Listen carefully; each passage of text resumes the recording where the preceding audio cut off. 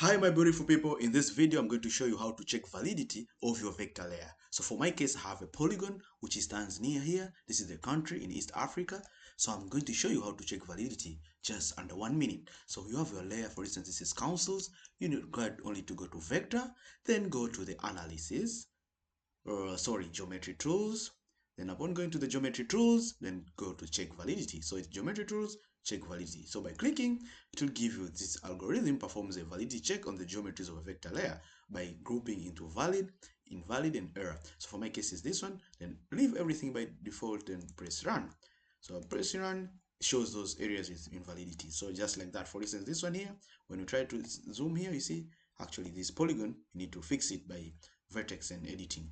So this is the error input. So you can always maximize this and go which polygons have those errors. So it can be for line vector or it can be for point vector. So this is the way of checking validity using QGIS. Thank you for watching. Make sure you subscribe for more videos like this.